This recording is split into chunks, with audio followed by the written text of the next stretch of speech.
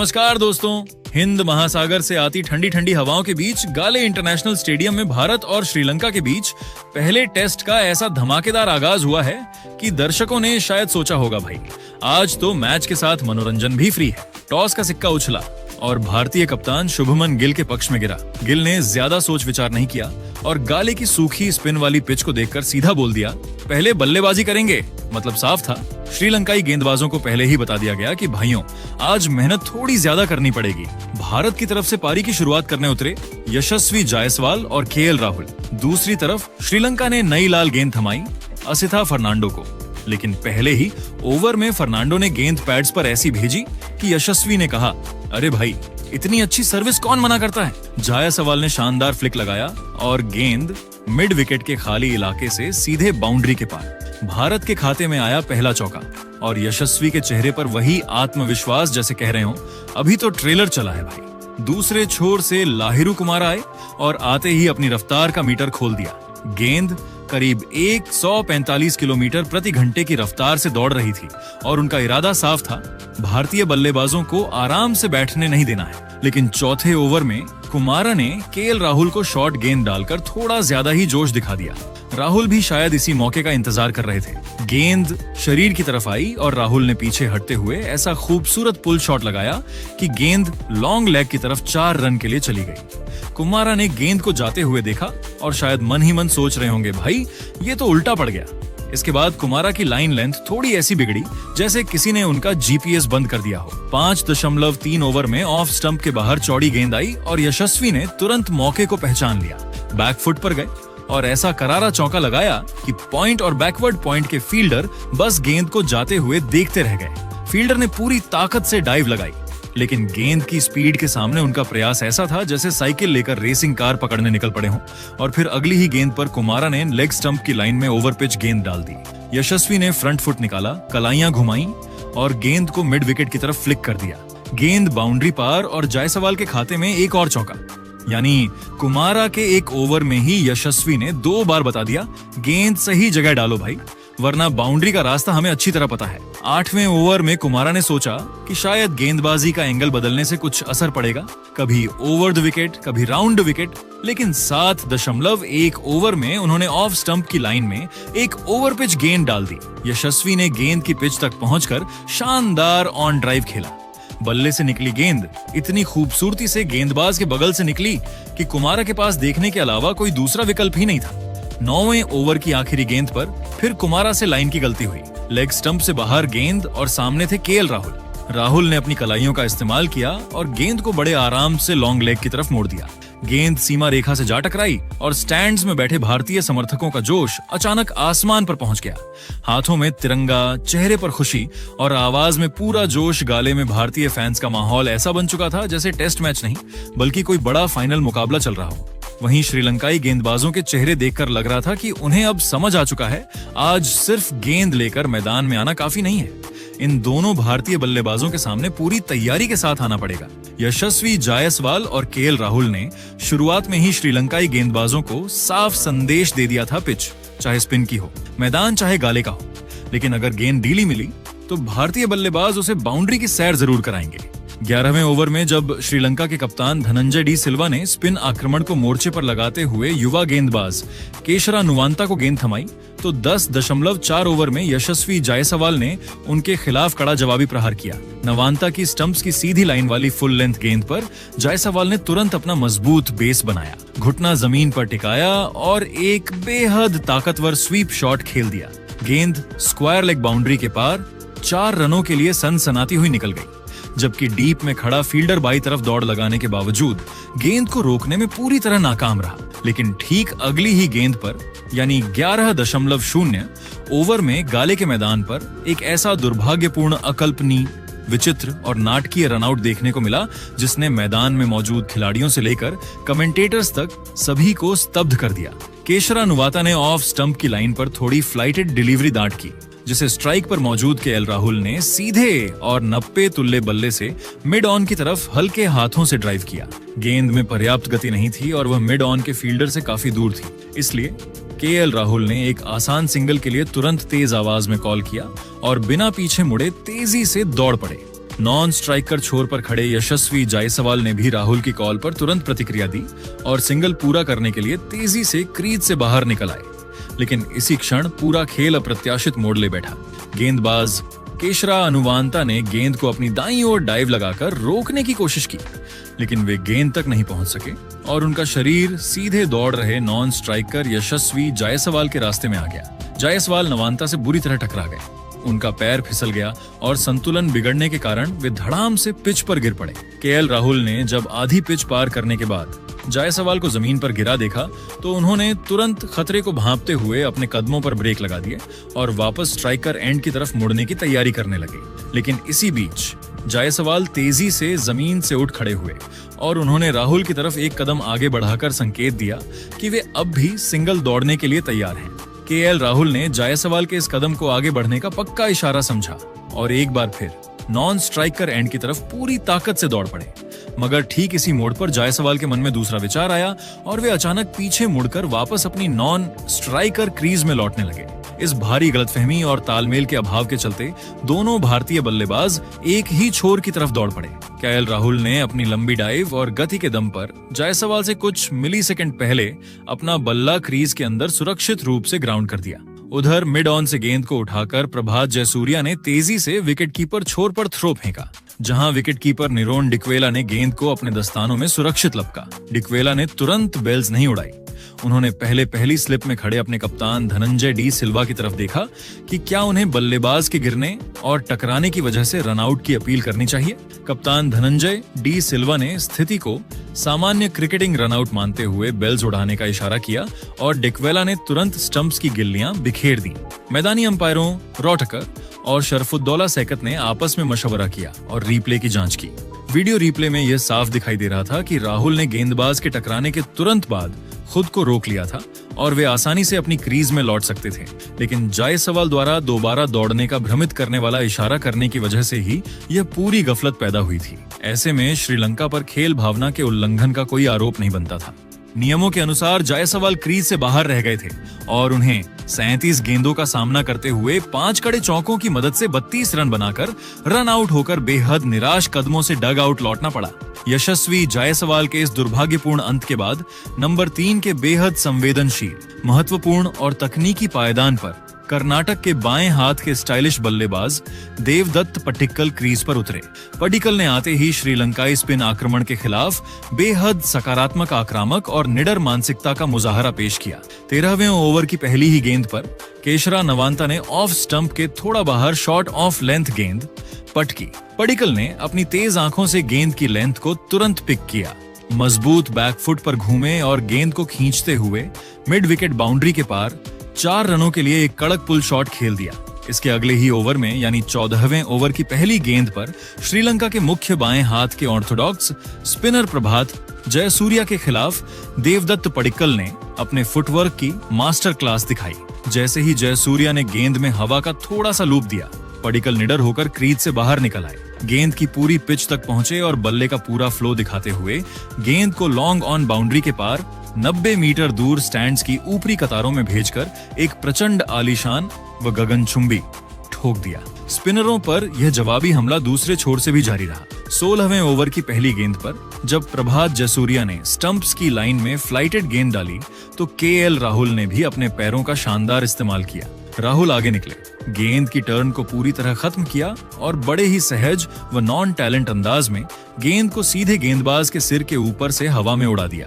गेंद सीधे long off और स्ट्रेट बाउंड्री के पार स्टैंड्स में जाकर गिरी और राहुल के खाते में एक दर्शनीय व गगनचुंबी दर्ज हो गया।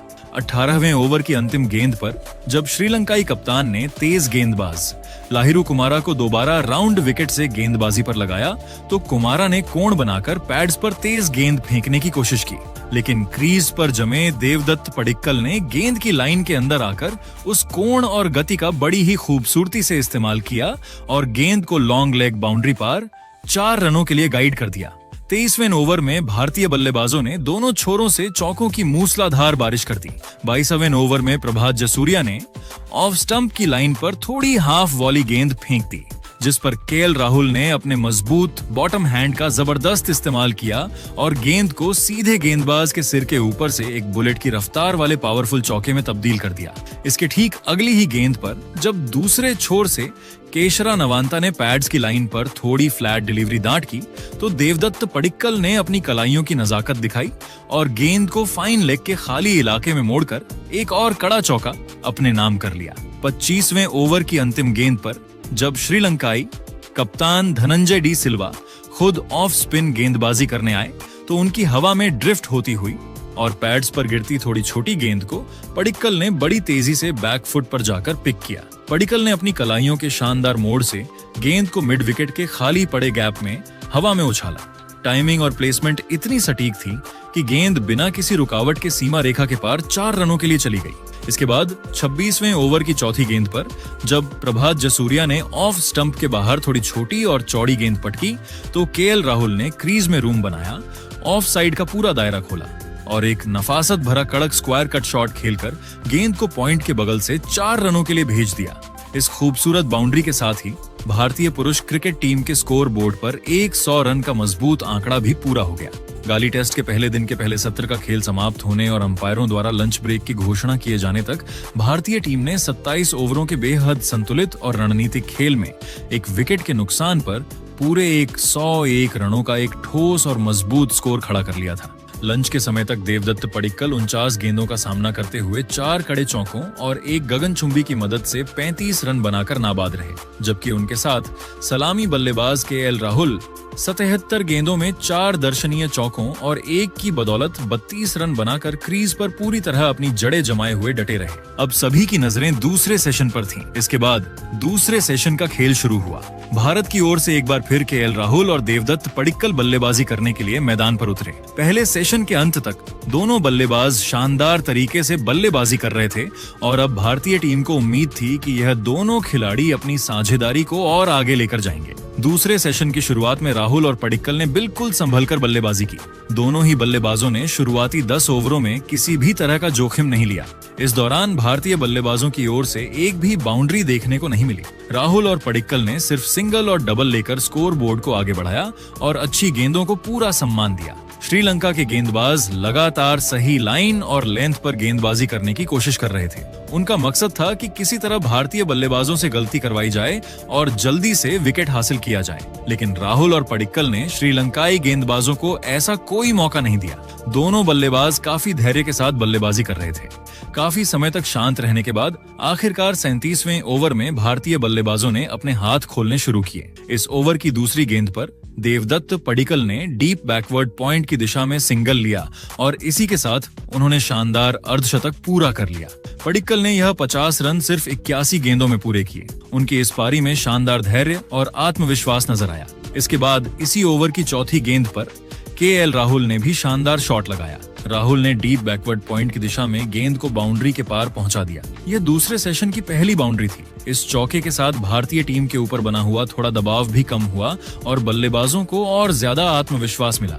अब एक छोर पर देवदत्त पडिक्कल ज्यादा खुलकर बल्लेबाजी करने लगे थे। वह गेंद को अच्छी तरह से पढ़ रहे थे और मौका मिलते ही रन बनाने की कोशिश कर रहे थे। दूसरी ओर केएल राहुल बिल्कुल शांत और ध्यान लगाकर बल्लेबाजी कर रहे थे। राहुल का मकसद खराब गेंद का इंतजार करना और अपनी पारी को लगातार आगे बढ़ाना था। दोनों बल्लेबाजों की सबसे बड़ी खासियत यह थी कि वे श्रीलंका के गेंदबाजों को विकेट लेने का कोई मौका नहीं दे रहे थे। श्रीलंका के गेंदबाज लगातार अपनी रणनीति बदल रहे थे, लेकिन राहुल और पडिक्कल हर रणनीति का जवाब अपने बल्लेबाजी कौशल से दे रहे थे। इसके बाद 42वें ओवर में सोनल धनुषा के खिलाफ देवदत्त पडिक्कल ने शानदार ड्राइव खेला। गेंद बेहतरीन टाइमिंग के साथ बाउंड्री के पार पहुंच गई और पडिक्कल के बल्ले से एक और चौका आया।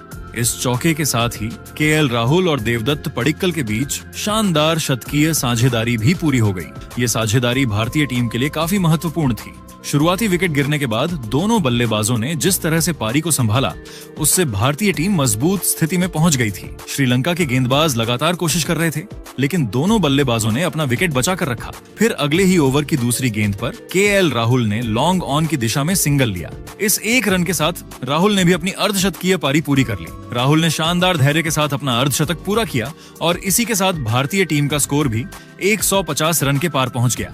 अब केएल राहुल और देवदत्त पडिक्कल के बीच की यह साझेदारी श्रीलंका के लिए बड़ी परेशानी बनती हुई दिखाई दे रही थी। श्रीलंका के कप्तान के चेहरे पर दबाव साफ नजर आने लगा था। उनके गेंदबाज लगातार कोशिश कर रहे थे कि किसी तरह इस साझेदारी को तोड़ा जाए, लेकिन भारतीय बल्लेबाज विकेट देने के लिए तैयार नहीं थे। अर्धशतक पूरा करने के बाद दोनों बल्लेबाजों का आत्मविश्वास और बढ़ गया। अब राहुल और पडिक्कल थोड़ा आक्रामक माइंडसेट के साथ बल्लेबाजी करने लगे। हर एक या 2 ओवर में किसी न किसी बल्लेबाज के बल्ले से बाउंड्री निकलने लगी।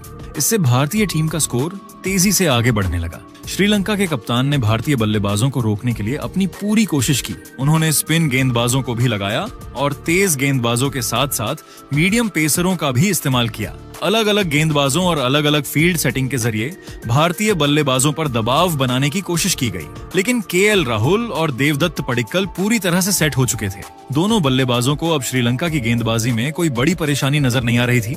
जब गेंद उनके क्षेत्र में आती तो वे उसका पूरा फायदा उठाते और जब अच्छी गेंद आती तो उसे आसानी से डिफेंस कर देते। भारतीय टीम इस समय मुकाबले में काफी मजबूत स्थिति में पहुंच चुकी थी। एक विकेट गिरने के बाद राहुल और पडिक्कल ने शानदार साझेदारी करके टीम को संभाल लिया था। खास बात यह थी कि दोनों बल्लेबाजों ने अपने विकेट को खतरे में डाले बिना लगातार रन बनाए। अब दूसरा सेशन भी धीरे धीरे अपनी समाप्ति की ओर बढ़ रहा था। श्रीलंका की टीम को उम्मीद थी कि सेशन खत्म होने से पहले उन्हें कम से कम 1 विकेट जरूर मिल जाएगा, लेकिन राहुल और पडिक्कल का बल्ला रुकने का नाम नहीं ले रहा था।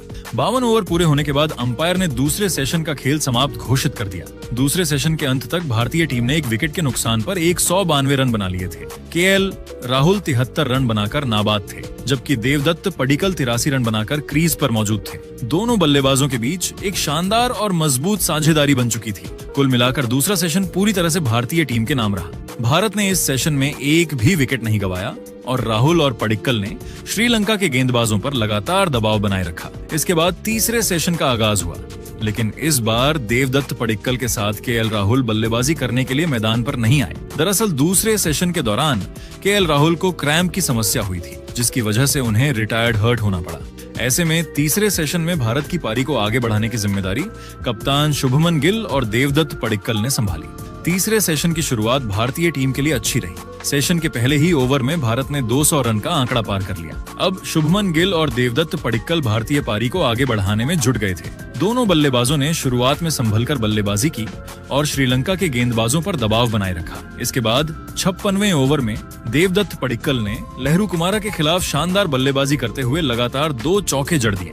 इन दोनों चौकों के साथ पडिक्कल ने श्रीलंका के गेंदबाजों पर दबाव बढ़ा दिया। वह पूरी तरह से लय में नजर आ रहे थे और हर खराब गेंद का फायदा उठाने के लिए तैयार थे। इसके बाद 57वें ओवर में देवदत्त पडिक्कल ने ओवर की 5वीं गेंद पर सिंगल लिया और इसी के साथ उन्होंने अपना शतक पूरा कर लिया। पडिक्कल की यह पारी भारतीय टीम के लिए बेहद महत्वपूर्ण थी। उन्होंने एक छोर संभालकर लगातार रन बनाए और श्रीलंका के गेंदबाजों को परेशान किया।